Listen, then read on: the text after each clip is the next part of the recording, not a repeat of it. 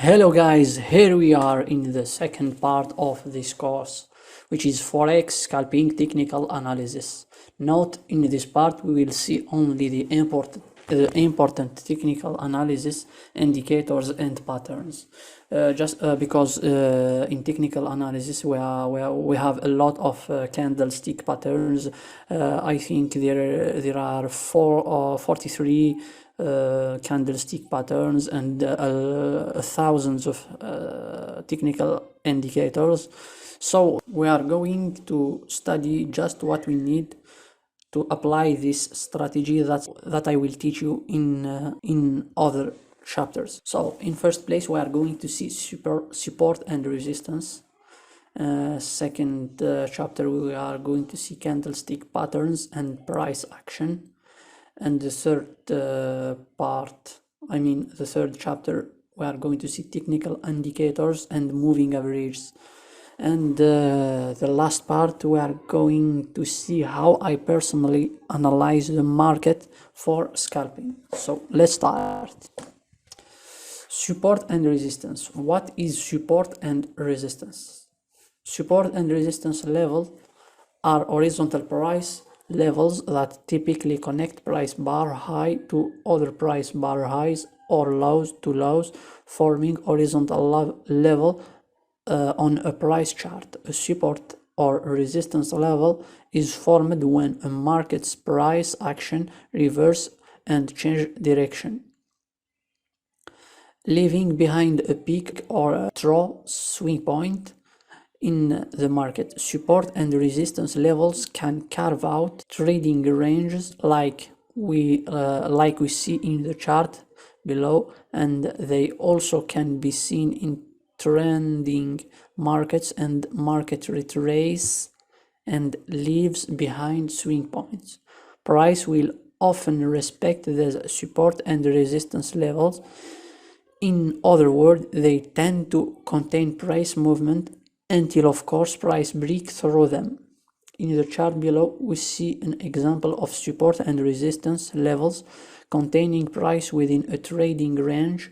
A trading range is simply an area of price contained between parallel support and resistance levels.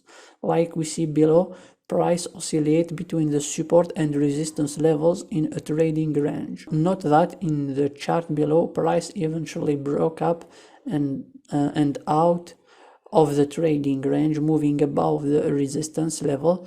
Then when it came back down and tested the old resistance level, it then held price and acted as a support.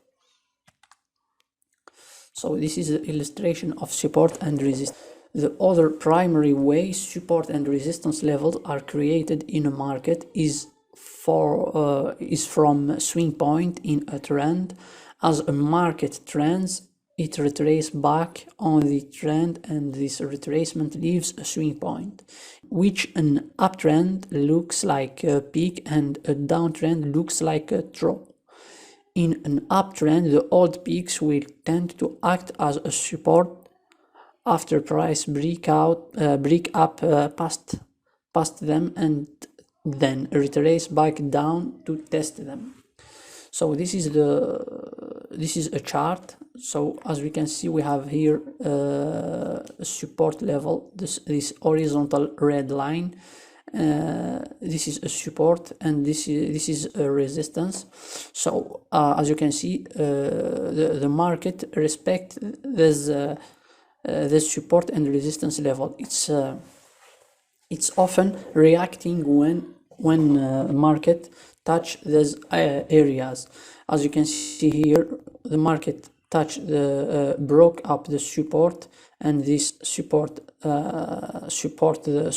the market up, then retrace, then goes up until reaching this resistance. The market react, the sellers enter here, and the markets drop down until the previous support. Also the market react, goes up to the resistance until it's ranging here, it's ranging between the support and the resistance until here the market breaks up the previous resistance, and this resistance after broken it will become a support. This line will support the market to start trending up. We are going to see the same chart here to explain you candlestick patterns and price action patterns with this support and resistance for you guys to better understand the concept of support and resistance, combining with candlestick patterns, combining with price action to understand very well the market, what the market is doing. So in a downtrend, the opposite is true. The ultra will tend to act as a resistance after price breaks down through them and then retrace back up to test them. Here's an example of a market testing previous swing point support in a downtrend. Note that as the market comes back to test the old support, the level then behaves as new resistance and will very often hold price. It's wise to look for an entry point into a trend as it comes back and test this previous swing point. See pin bar sell signal in chart below, because it's at these levels that the trend is most likely to resume, creating a low risk high reward potential. So for position entry, we are going to develop that in another chapter to see how to optimize the entry. So in this example, we are just going to see how support and how the market react to the support and resistance. We have here a downtrend.